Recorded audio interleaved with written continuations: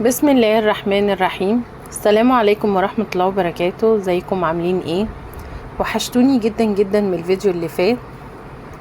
النهاردة هنعمل مع بعض احلى حلا، هنعمل كنافة بالمانجا. هتطلع معانا قمر زي ما انتوا شايفينها كده، ان شاء الله تنال اعجابكم.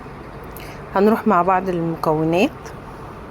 انا هنا جهزت الكنافة، كسرتها وحمرتها في سمنه وزيت وكده، وخدت اللون الذهبي وبقت جاهزه معانا. وجبت مانجا، انا جبتها ناشفه شويه عشان اعرف اقطعها مكعبات. ومعانا برضو ده عصير مانجا. العصير ده انا عملت له نشا وضربتهم في الخلاط، فبقى معايا صوص تقيل هيعمله طبقه مع الكريم شانتيه. زي ما انتوا هتشوفوا كده، احنا هنبتدي نرصهم طبعا في العلب. طبعا يعني يفضل ان هي تترص في حاجه شفافه عشان يبقى شكلها حلو. انا عامله علب وعامله البايركس، فانتوا هتشوفوا معانا بنعمل طبقه رقيقه من تحت من الكنافه وهنسويها كويس. اول ما نخلص الطبقه الكنافه اللي هي الرقيقه دي ونسويها حلو، هنبتدي ننزل عليها بالكريم شانتيه. ومعلومه معلش انا نسيت اقولها، انا حاطه على الكنافه سكر بودره. يعني انا حمرتها ومرضتش احط عليها سيرب علشان ما تبقاش مكلكعه او كده. انا حطيت عليها سكر بودره عشان تتنيها مفلفله كده ومقرمشه معايا. طبعا السكر على حسب الرغبه. انا هنا رصيتهم كلهم، وهنبتدي بقى ننزل عليهم بالكريم شانتيه سوري. هتحطي الكريم طبعا على حسب الكميه اللي انت عايزاها. لو انتوا ما بتحبوش الكريم شانتيه، في ناس ما بتفضلوش، ممكن تحطي الصوص بتاع الشربات بتاع عصير المانجا اللي انا عاملاه ده. انا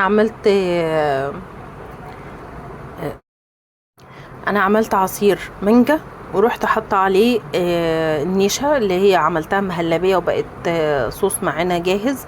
رحت حطاها على العصير وضربتهم في الخلاط، فبقى معايا عصير متماسك وتقيل ينفع يتعمل طبقه زي ما انتوا هتشوفوا معايا كده. انا حطيتها على الكريم شانتيه.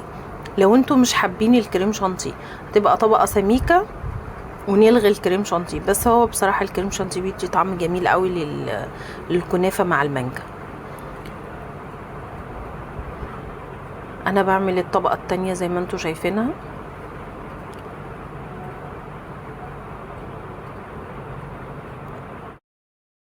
لو انتوا وصلتوا معايا للمرحله دي ما تنسوش تشتركوا في القناه وتفعلوا زر الجرس وتعملوا لايك وشير عشان يوصل لكم كل جديد. زي ما انتوا شايفين معانا كده، انا يعتبر حطيت المانجا، عصير المانجا والكنافه في الطبقه الاولانيه والكريم شانتيه دي اخر طبقه للكنافه. زي ما قلت هقول مره كمان، انا ما حطيتش للكنافه سيرب، انا حطيت لها سكر بودره عشان تتنيها هشه ومقرمشه معايا وتبقى كمان مسكره. هنبتدي نرصهم طبعا، والمانجا هنحطها على الوش. طبعا انا عملتها مكعبات. تقطيع المانجا برضو براحتكم على حسب ما انتوا حابين تقطعوها باي شكل، بس انا نقيت مانجا جامده شويه عشان اعرف اقطعها. لو مانجا طريه طبعا صعب ان انتي تسيطري عليها او تعرفي تقطعيها.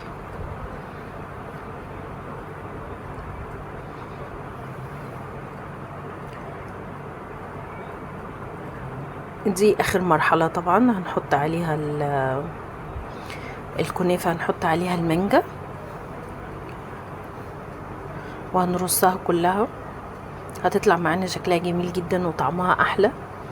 بألف هنا وشفا، يا رب تنال اعجابكم. اخر حاجة المفروض هنحطها على الوش بتاع المانجا عشان لونها ما يغيرش. انا عاملة سيرب تقيل. السيرب ده يعني بالفرشة كده وهحطه على المانجا علشان لونها مهما قعدت اللون بتاعها ما يغيرش معانا. زي ما انتوا شايفين كده السيرب مش خفيف، انا عاملاه تقيل عشان يدي طبقة على المانجا. طبعا منها تخلي المانجا طعمها احلى، وفي نفس الوقت ما تغيرش لون المانجا معانا. الخطوة دي مهمة جدا، السيرب اللي هيتحط على وش المانجا عشان لونها ما يغيرش. وبألف هنا وشفا.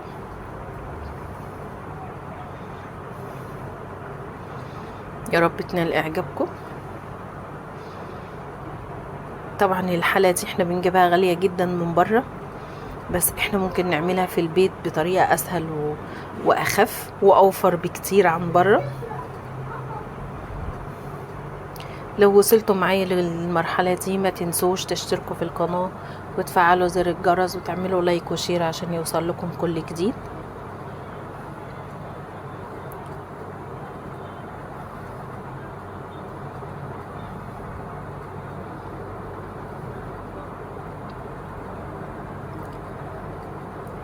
والسلام عليكم ورحمة الله وبركاته.